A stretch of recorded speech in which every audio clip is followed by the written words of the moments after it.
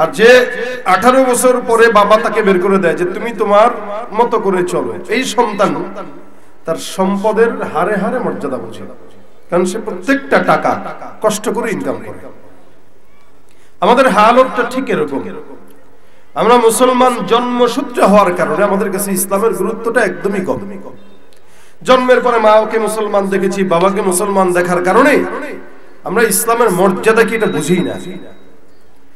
সাহাবা আজমাইনদের মতো যদি আমাদের হালত হইতো যে রক্ত দিয়ে ইসলামকে এই পর্যন্ত আনা, জীবন দিয়ে ইসলামের পেছনে সময় নষ্ট করা, সময় ব্যয় করা, ইসলামের জন্য শাহাদাত বরণ করা, এতটুকুন কষ্ট, রক্ত আর জান আর মাল, এগুলো যদি আমরা সাহাবা আজমাইনদের মতো দিতাম, আমাদের প্রত্যেকটা পদক্ষেপে সাহাবা একরামদের মতো ইসলাম ছাড়া অন্য কোনো আদর্শ ফলো করতাম না।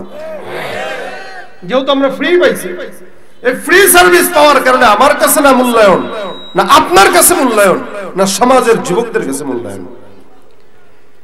এজন্যই নবী করিম সাল্লাল্লাহু আলাইহি ওয়াসাল্লাম বলেন, মুমিন হওয়া এতটা সহজ না, মুসলমান হওয়া এতটা সহজ না। ততক্ষণ কেউ মুমিন হতে পারবে না, ততক্ষণ কেউ মুসলমান হতে পারবে না। লা ইউমিনু আহাদুকুম হাত্তা ইয়াকুনা হাওয়াহু তাবাআন লিমা জিতু বি।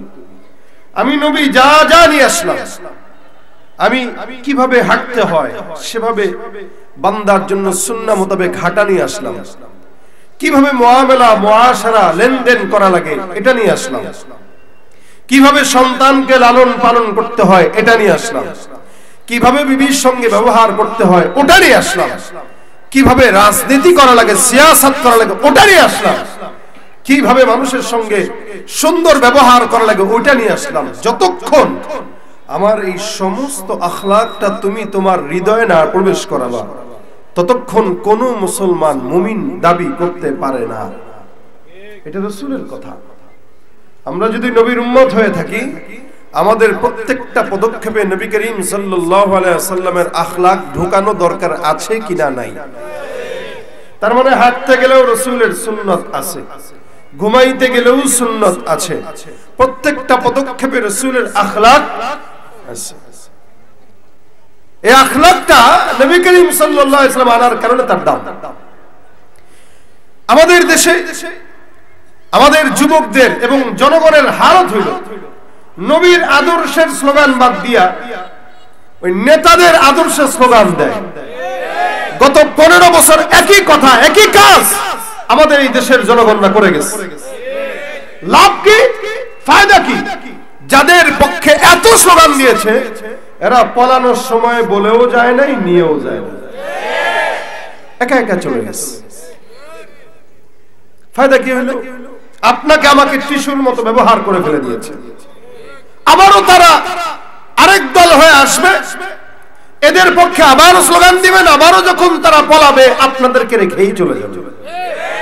যারা আসবে যারা যাবে এরা সবাই একই পাখির দুই ডানা। এদের ভিতরে কোন প্রকার ইসলামের ইও নেই। যদি আপনি মনে করেন এক দলকে বিদায় করে আরেক দলকে এনে শান্তি আনবেন এই দুনিয়াতে, বাংলাদেশে, আল্লাহর কসম করে আমি বলছি, যতদিন পর্যন্ত আখলাকে নববী, রাসূলের সিরাত, কোরআন সুন্নাহ মোতাবেক এদেশে আইন কোন পরিচালনা না হবে, শান্তি না দুনিয়াতে আসবে না বাংলাদেশে আসবে। চোর আসবে, চোর যাবে, হাত বদল হবে, চাঁদাবাজ বন্ধ হবে না। কথা ঠিক কিনা বলেন? যাদের হাতে যায় ক্ষমতা, দেশ যেন বাপের ভিটা, রাখতে চেয়ার শুরু করে বিদেশিদের পাচাটা। ঠিক কিনা? একদল ইন্ডিয়ার গোলামি করবে আর একদল আমেরিকার গোলামি করবে। কথা ঠিক কিনা বলেন? তাগুতের গোলামি করে মুসলমানের সন্তান করতে পারে? যাদের হাতে যায় ক্ষমতা, দেশ যেন বাপের ভিটা, রাখতে চেয়ার শুরু করে বিদেশিদের পাচাটা। বিদেশিদের কথা মতো চালায় ওরা নিজের দেশ, বিদেশিদের কথা মতো চালায় ওরা নিজের দেশ। দেখতে দেখতে গোল্লায় গেল আমার সোনার বাংলাদেশ। একে একে শেষ করেছি, সবার দেখা হইল শেষ। দেখতে দেখতে গোল্লায় গেল আমার সোনার বাংলাদেশ। দেখতে দেখতে গোল্লায় গেল, জোরে, দেখতে দেখতে গোল্লায় গেল আমার সোনার। দেখতে দেখতে গোল্লায় গেল আমার সোনার। কেউ দিল না সবাই নিল, আমরা যে কলুর বলদ, সারা বছর নেয় না খবর, নির্বাচনে খুব দরদ। কেউ দিল না সবাই নিল, আমরা যে কলুর বলদ, সারা বছর নেয় না খবর, নির্বাচনে খুব দরদ। নির্বাচনের আগে নেতা ধরে কত রকম বেশ, নির্বাচনের আগে নেতা ধরে কত রকম বেশ। দেখতে দেখতে গোল্লায় গেল আমার সোনার, কথা কয় না, দেখতে দেখতে গোল্লায় গেল। একে একে শেষ করেছি, সবার দেখা হইল শেষ। দেখতে দেখতে গোল্লায় গেল আমার সোনার বাংলাদেশ। দেখতে দেখতে গোল্লায় গেল আমার সোনার বাংলাদেশ। মুসলমানের দেশটা মোদের আছে খাতা কলমে, দোষের দোষী যে বাজারে শাস্তি পায় যে আলেমে। মুসলমানের দেশটা মোদের আছে খাতা কলমে, দোষের দোষী যে বাজারে শাস্তি পাবে আলেমে। ওরা ইসলাম বেচেই ক্ষমতাটা পাকা পক্ত করে বেশ, ঠিক কিনা? আমাদেরকে বলে আমরা ধর্ম ব্যবসায়ী বলে আসছে এতদিন, কি ঠিক না? কিন্তু ওরাই কিন্তু ধর্ম নিয়ে ব্যবসা করছে। 80 রাকাত তাহাজ্জুদ পড়ি, কয় রাকাত পড়ে? 70 রাকাত, 80 রাকাত। ঘুম থেকে উঠলেই জানামাজ দেখি, ঘুম থেকে উঠলেই কোরআন খুঁজি, তাসবিহ খুঁজি। তার মানে এই সমস্ত কথা বইলাই ধর্ম ব্যবসা করতে না, নয়তো জনগণের ভোট পাওয়া যায় না। সুতরাং ধর্ম ব্যবসায়ী আমরা না তারা? কথা বলেন, আমরা তারা? মুসলমানের দেশটা মোদের আছে খাতা কলমে, দোষের দোষী যে বাজারে শাস্তি পাবে আলেমে। ওরা ইসলাম বেচেই ক্ষমতাটা পাকা পক্ত করে বেশ। দেখতে দেখতে গোল্লায় গেল আমার সোনার বাংলাদেশ। দেখতে দেখতে গোল্লায় গেল আমার সোনার বাংলাদেশ। একে একে শেষ করেছি, সবার দেখা হইল শেষ। দেখতে দেখতে গোল্লায় গেল আমার সোনার বাংলাদেশ। দেখতে দেখতে গোল্লায় গেল আমার সোনার বাংলাদেশ, ঠিক না? এরপরেও কি তাদের পক্ষে চিল্লাবেন? কি দেয়? এক কাপ চা দেয়, কি দেয়? একটা সিরার নোট দেয়। এর চেয়ে বেশি কিছু তারা আমাদেরকে দেয় না, কথা কয় না? 100 টাকার বান্ডিল যেটা নিয়ে আসে, তারপরে অনেক সময় জালটা নিয়ে আসে, ছিঁড়াটা নিয়ে আসে। কারণ জনগণ তো বলদ, এরা বলদ করে বলদই মনে করে। এই কারণে এই বলদদেরকে চিল্লানো 1 ঘন্টার পরে 100 টাকার সিরা নোট দিয়া বুঝ দেয় যা। আর সে যায় 10 তলা বিল্ডিং এর উপরে বসে বসে কয়, কিরে এত চুরি করার পরেও 5-10 বছর 10 তলা বিল্ডিং করলাম। এরপরে বলদগুলো স্লোগান দিতেছে, আমার নেতার চরিত্র ফুলের মতো পবিত্র। চুরি করার পরেও যদি চরিত্র ফুলের মতোই থাকে তো ভালো হওয়া দরকার, কি আরো বড় চোর হই? কথা রাগ করতেছেন আপনারা? সবগুলোর হাল এক। এজন্য একই পাখির 2 ডানা, একই পাখির 2 ডানা। রাগ করলেও এই সমস্ত কথা বাস্তব, না করলেও বাস্তব। আগে যারা ক্ষমতায় ছিল তখনও বলেছি, এখন তো কেউ ক্ষমতায় নাই, তা তো বলবোই। এজন্য কারো পক্ষে স্লোগান নয়, স্লোগান যদি দেওয়া লাগে বিশ্বনবীর পক্ষের স্লোগান দেওয়া লাগবে। কারণ আল্লাহ পাক আমার রাসূলের চরিত্রের স্লোগান কোরআনে দিয়েছেন। ওনার মতো চরিত্রের অধিকারী দুনিয়াতে কেউ আসে নাই, আসবেও, সম্ভাবনাও নাই। এজন্য একটা কথাকে আল্লাহ পাক প্রমাণ করার জন্য কোরআনে গোটা দুনিয়ার কসম আল্লাহ পাক খাইলেন, গোটা দুনিয়ার কসম খাইছেন। এ ভাই, আমরা অনেক সময় কসম কিভাবে খাই? আমার মায়ের কসম। অনেক সময় কেউ কেউ ভাই সত্যি আমার বাপের কসম। আবার অনেক সময় বান্দারা বাড়ায় বলে আমার মায়ের দুধের কসম, মানে বুঝাইতে কসম খায়। গোটা দুনিয়ার কসম খায় না, যে কোনো একটা জিনিসের কসম খায়। অথবা কেউ সর্বোচ্চ কসম খায় ভাই আল্লাহর কসম। কিন্তু আল্লাহ পাক কোরআনে আমার রাসূলের চরিত্র বর্ণনা করতে যে গোটা আসমান জমিন তথা দুনিয়ার কসম খাইছেন। কসমটা ছোট না বড়? অন্য সময় আল্লাহ পাক এক একটা জিনিসের কসম খান, যেমন আশ-শামসি ওয়া দুহাহা ওয়াল কমারি ইযা তালাহা, কখনো শামসের কসম, কখনো কমরের কসম। ওয়াল লাইলি ইযা ইয়াগশা ওয়ান নাহারি ইযা তাজাল্লা, কখনো বলেন ওয়াল আদিয়াতি দবহা ফাল মুরিয়াতি কদহা, কখনো ওয়াদ-দুহা ওয়াল লাইলি ইযা সাজা। এক এক সময় এক একটা জিনিসের কসম খায়, কিন্তু এই জায়গাটায় আল্লাহ পাক রব্বুল আলামিন বলেন নুন ওয়াল কলামি ওয়া মা ইয়াসতুরুন। আমার আল্লাহ পাক পয়গম্বরের পবিত্রতা বর্ণনা করতে যে একটা সূরা নাজিল করে দিয়েছেন, যার নাম সূরাতুল কলম। কলম কি? বলে কলমটা এমন একটা দামি জিনিস, যে জিনিসটাকে আল্লাহ পাক রব্বুল আলামিন পৃথিবী সৃষ্টি করার আগেই বানিয়েছেন। নবী করিম সাল্লাল্লাহু আলাইহি ওয়াসাল্লাম বলেন ইন্না আউওয়ালা মা খালাকাল্লাহুল কলম সুম্মা ক্বালা লাহু উকতুব ফাজরা ফি তিলকাস সাআতি কাইনুন ইলা ইয়াউমিল কিয়ামা।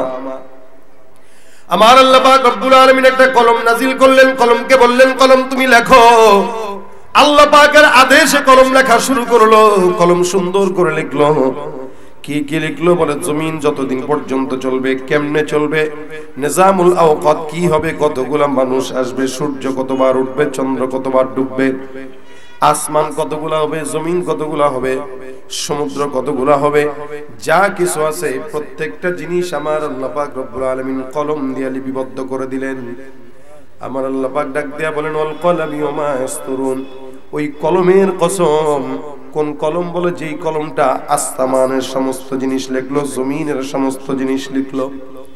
আমার আল্লাহ পাক ডাক দিয়া বলেন ওয়া মা ইয়াসতুরুন। কলম যা যা লিখলো আমি আল্লাহ পাক রব্বুল আলামিন তা জিনিসের কসম খাইলাম। অর্থাৎ গোটা আসমান, জমিন, পাহাড়, পর্বত, নদী, নালা, খাল, বিল, মাখলুকাত সব কিছুর কসম আল্লাহ পাক রব্বুল আলামিন করলেন। যদি জিজ্ঞাসা করা হয় এত গোটা দুনিয়ার কসম কেন খাইলো, সাধারণ কোনো বিষয় নয়, এই বিষয়টা অনেক দামি বিষয়। যার কারণে দামি বিষয়টার গুরুত্ব বুঝানোর জন্য আমার আল্লাহ পাক গোটা দুনিয়ার কসম খান। কারণ কি? এই গোটা আরবের মধ্যে আমার পয়গম্বর যখন গোটা দুনিয়ার মানুষের জন্য রহমত স্বরূপ আসলেন, মানুষকে ইমানের দাওয়াত দেয়, নবী হিসেবে পদার্পণ করলেন। ইসলামের দাওয়াত দেওয়ার সাথে সাথে আবু জাহেল, উতবা সাহেব আমার পয়গম্বরকে একটা শব্দ বলতো, সেটা হলো পাগল। আমার নবীকে তারা দাওয়াত দেওয়ার কারণে পাগল বলতো। আমার নবীর বিরুদ্ধে লেলায় দিত বাচ্চাদেরকে। পাগলকে মানুষ যেভাবে ইটা মারে, বালু মারে, আমার পয়গম্বরকে সেভাবেই মারতো। আল্লাহর নবীকে দূর থেকে পাগল পাগল বলে খেপাইতো। আমার আল্লাহ পাক রব্বুল আলামিন বলেন কোন দুনিয়ার কসমকে আমি আল্লাহ পাক বললাম মা আনতা বিনি'মাতি রাব্বিকা বিমাজনুন। আল্লাহ পাক রব্বুল আলামিনের দয়ায় পয়গম্বর আপনি পাগল না। যারা আপনাকে পাগল বলে তারা পাগল, তাদের বাপ দাদা 14 গোষ্ঠী পাগল। নবীকে যারা পাগল বলে তারা কি? জোরে বলেন তারা কি? আমার পয়গম্বরকে আল্লাহ পাক রব্বুল আলামিন বুঝায় দেয় মা আনতা বিনি'মাতি রাব্বিকা বিমাজনুন। আপনার রবের রহমতের দয়া আপনি পাগল না। আপনি যদি পাগল হতেন এত নেয়ামত আমি আল্লাহ পাক আপনার জন্য দিতাম না। আমার আল্লাহ পাক পয়গম্বরকে বলেন ওয়া ইন্নালাকা লা আজরান গায়রা মামনুন। এই জমিনের মধ্যে নিরবিচ্ছিন্ন যত নেয়ামত, সব নেয়ামত আমি আল্লাহ পাক আপনাকে দান করলাম। এ মুসলমান দেখেন আল্লাহ পাক কতটা নেয়ামত দান করলেন, যার কারণে কোরআনের মধ্যে এই কোরআনটা আল্লাহর নবীর সবচেয়ে বড় মুজিজা।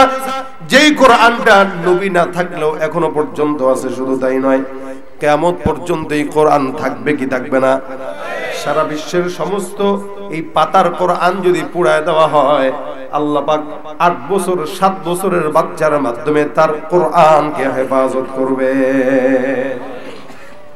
ভাইরা আমার দেখেন এই কোরআনের ফাতিহা থেকে নিয়ে নাস পর্যন্ত কত শত পয়গম্বরের নাম আল্লাহ পাক রব্বুল আলামিন উল্লেখ করলেন। সব নবীদেরকে আল্লাহ পাক রব্বুল আলামিন নাম ধরে উল্লেখ করেছেন। আমার আল্লাহ পাক আদম পয়গম্বরকে যখন ডাকেন, ডাক দেয়া কয় ইয়া আদম উসকুন আনতা ওয়া যাওজুকাল জান্নাহ। জাকারিয়া নবীকে আল্লাহ পাক যখন ডাকেন বলেন ও জাকারিয়া ওয়া ইয়াহইয়া ওয়া ইলিয়াস। জাকারিয়াকে, ইয়াহইয়াকে, ইলিয়াসকে নাম ধরে ধরে ডাকে।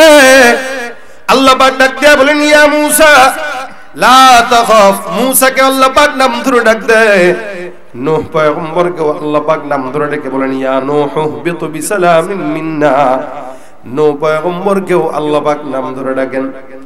যত নবীদের নাম আল্লাহ পাক কোরআন নিলেন নাম ধরে ধরে নেয়।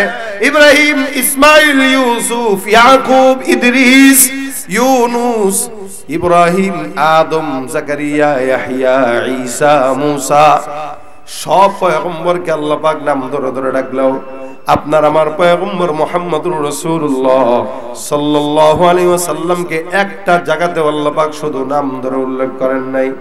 যখন আমার পয়গম্বরকে ডাকা দরকার হয়েছে আমার আল্লাহ ডাক দিয়া বলছেন ইয়া আইয়ুহান নবী।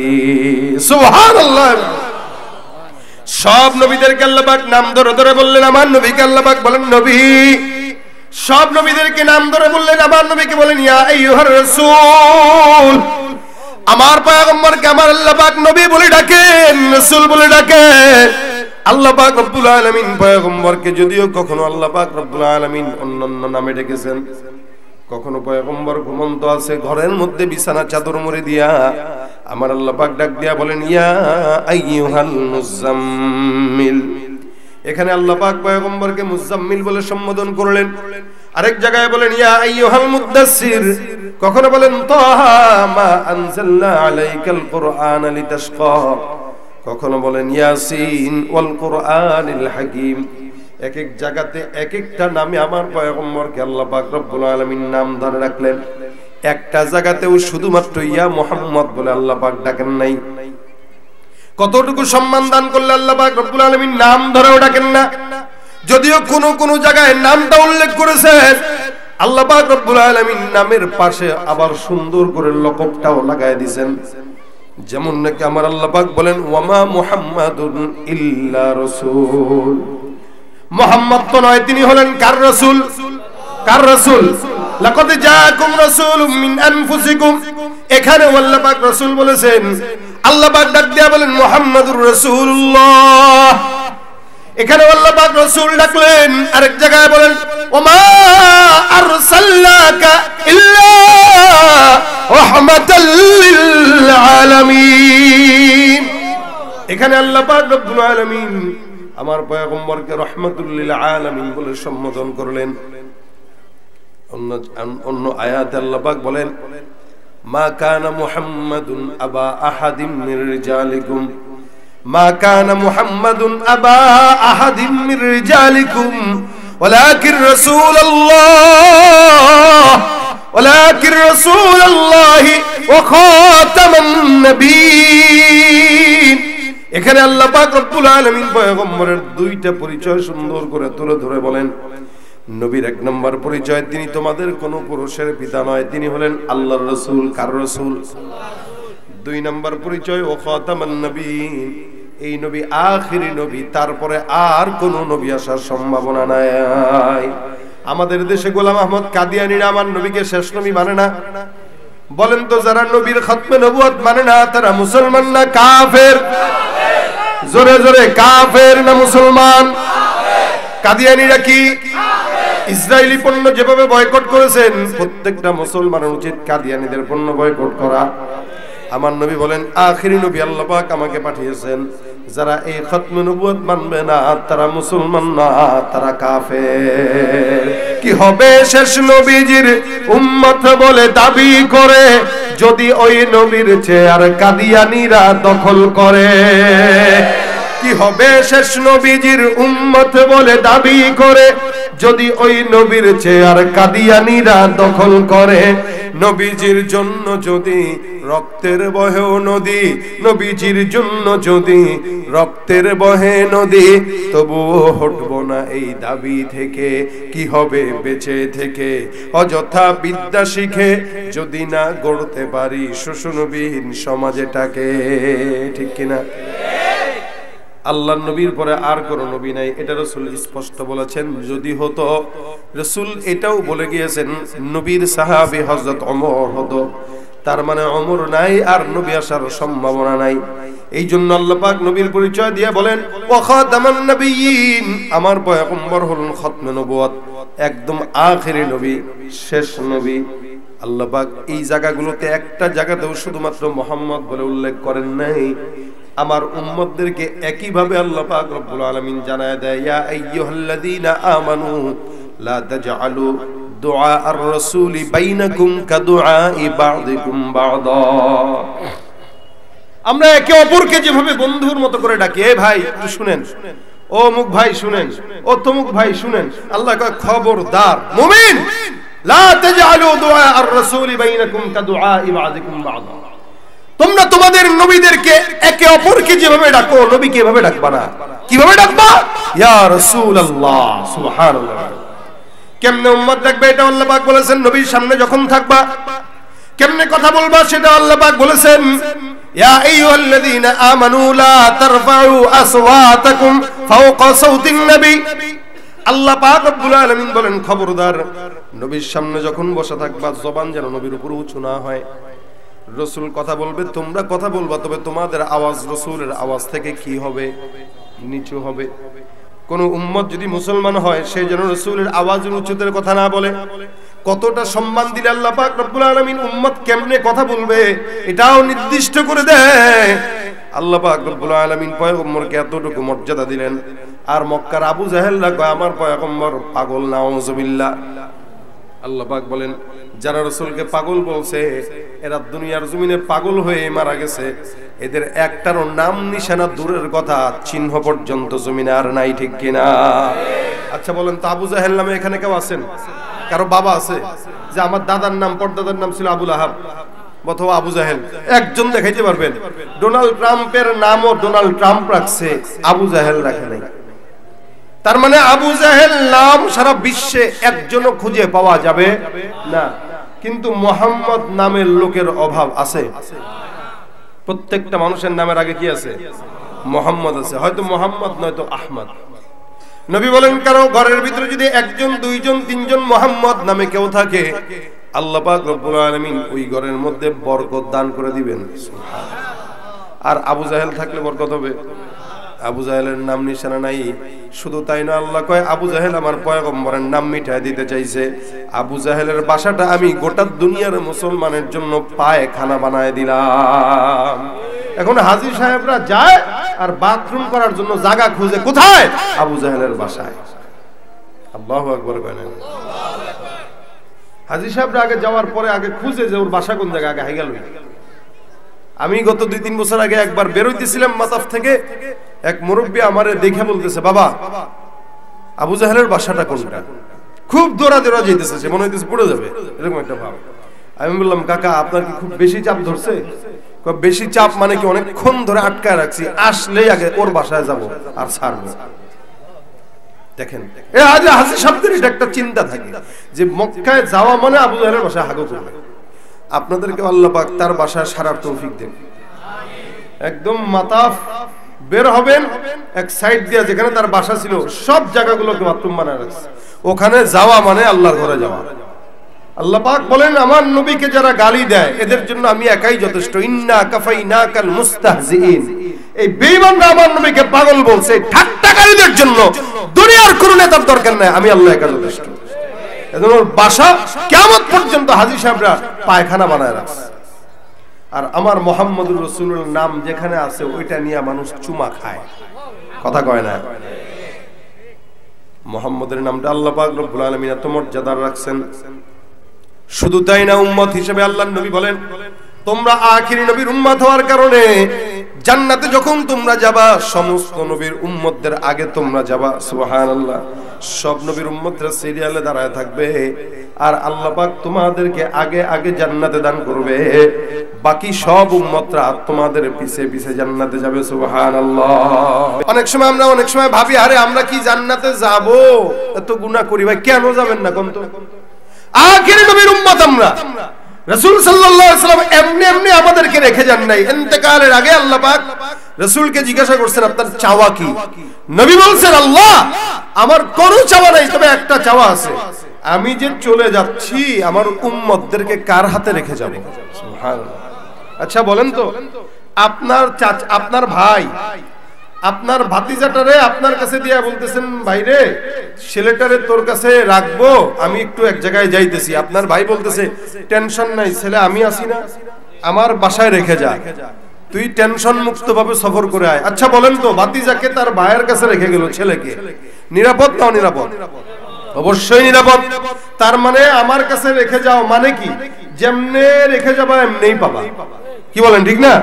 যেমনে রেখে যাবা এমনিই পাবা। আচ্ছা বলেন তো, আমাদের বাবা আদম কোন জায়গা থেকে আসছিল?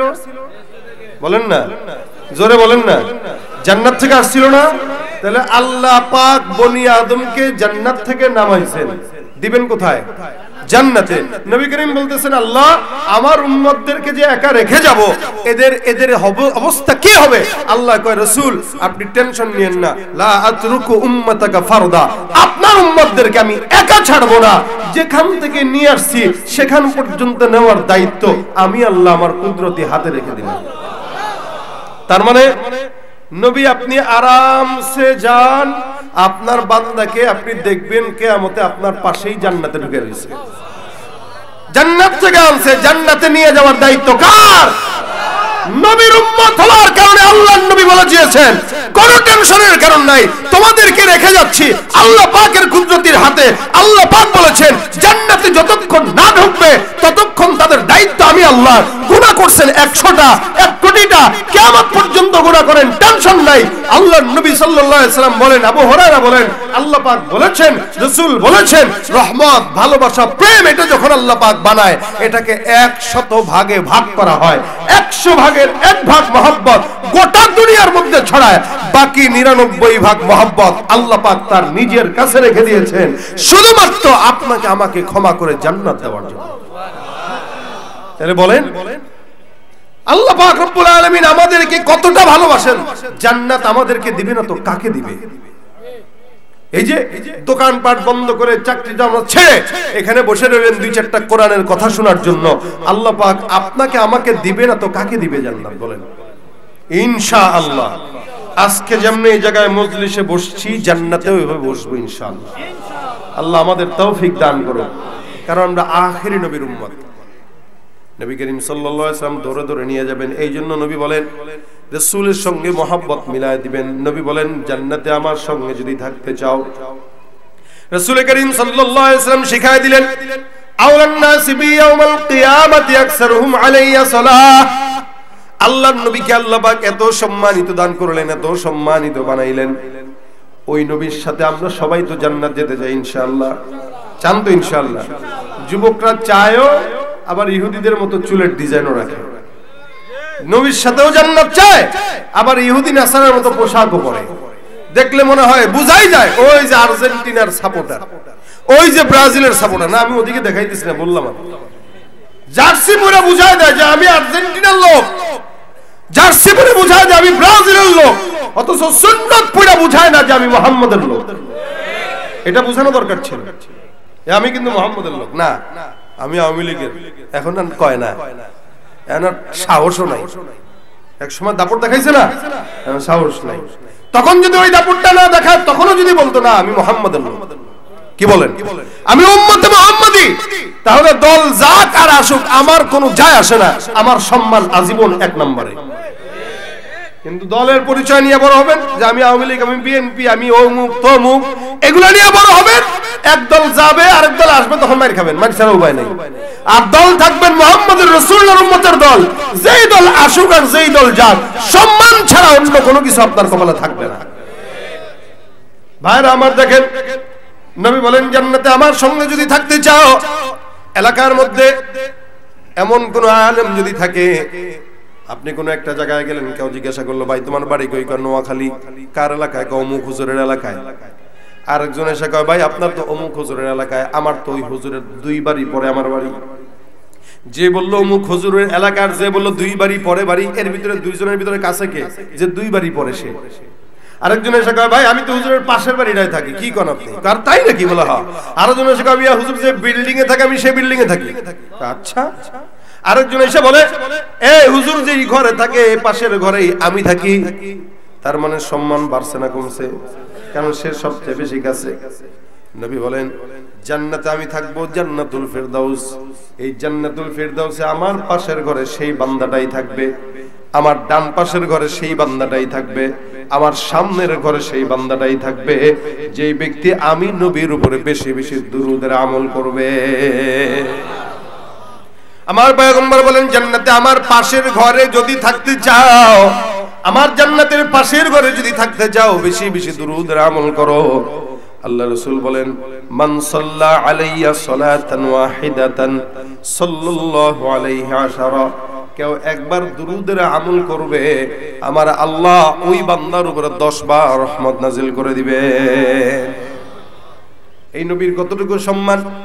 আমার আল্লাহ ডাক দিয়া বলেন, ইন্নাল্লাহা ওয়া মালাইকাতাহু ইউসাল্লুনা আলান নবী ইয়া আইয়ুহাল্লাযীনা আমানু সাল্লু আলাইহি ওয়া সাল্লিমু তাসলিমা। নিশ্চয়ই আল্লাহ আর আল্লাহর সকল ফেরেশতারা ওই পয়গম্বরের উপর রহমত বর্ষণ করে। তার মানে আল্লাহ নিজেও পয়গম্বরের উপর রহমত বর্ষণ করে। সুবহানাল্লাহ।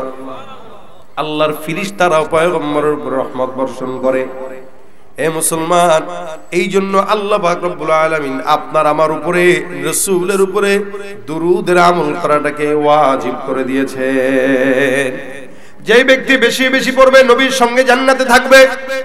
আল্লাহ পাক রব্বুল আলামিন বলেন, সমস্ত আসমান আর জমিন ফেরেশতারা মিলে আমি আল্লাহ সহ পয়গম্বরের উপর রহমত বর্ষণ করি।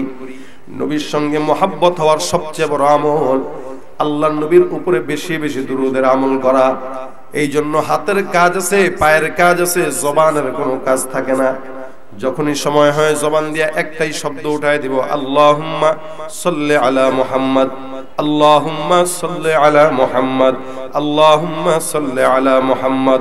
যত বেশি দুরূদের আমল করবে, আল্লাহর নবী সাল্লাল্লাহু আলাইহি ওয়াসাল্লাম বলেন, একটা দিন সপ্তাহে কিছু ফেরেশতারা নিযুক্ত থাকে যারা তাদের বাবার নাম, নিজের নাম, ঠিকানা, এলাকার নাম সব কিছু ডিটেইলস আমি পয়গম্বরের রওজার মধ্যে তাদের আমলনামা নিয়ে আসে।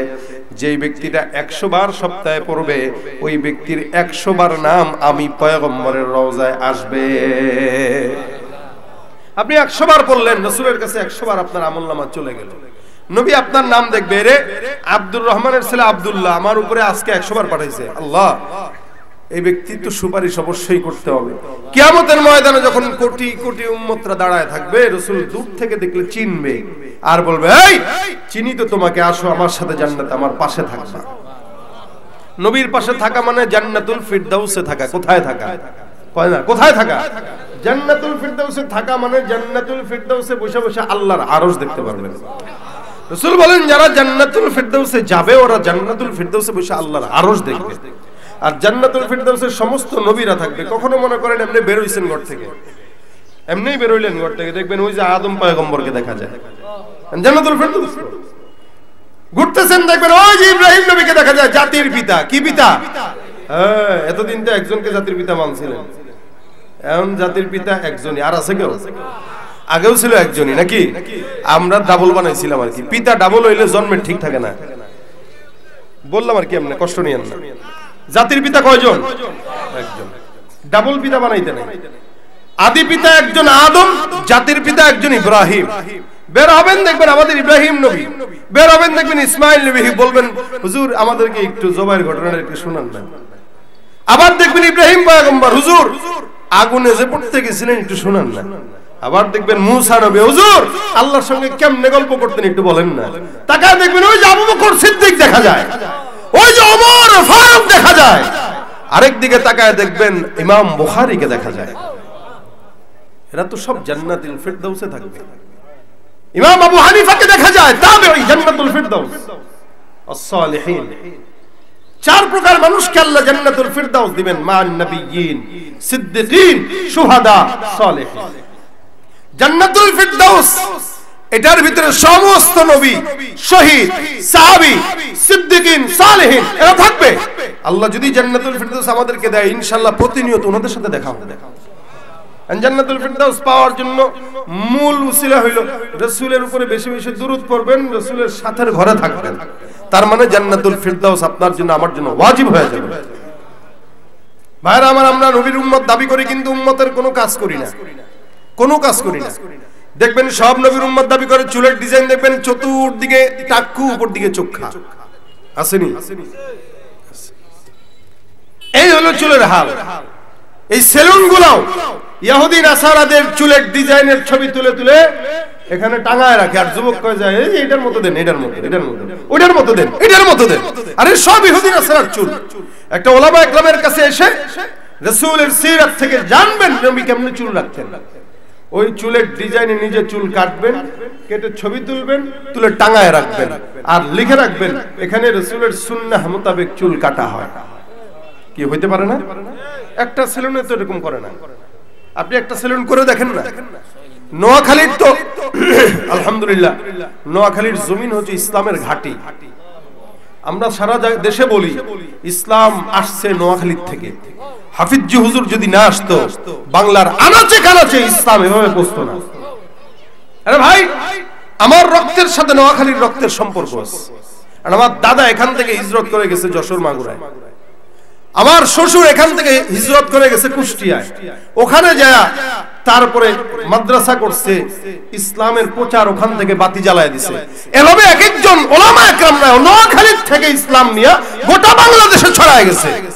সেই নোয়াখালীতে যুবকেরা ইহুদি নাসারার মতো চুল রাখবে, লজ্জা লাগার কথা, লজ্জা লাগার কথা। এত ইসলামের ঘাঁটি নোয়াখালীর জমিন, ওলামা একরামের জমিন। এই জমিনে তো আমরা দেখেছি প্রত্যেকটা পুকুর পাড়ে যেভাবে ঘাটলা দেওয়া,